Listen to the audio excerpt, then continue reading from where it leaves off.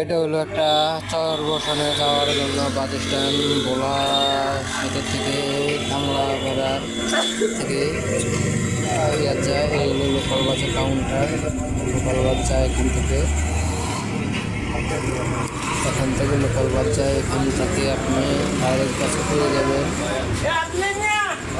Direct বাসটা পেতে হলে একটু কাউন্টার চেঞ্জ করতে হবে, অন্য একটা কাউন্টারে যাইতে হবে।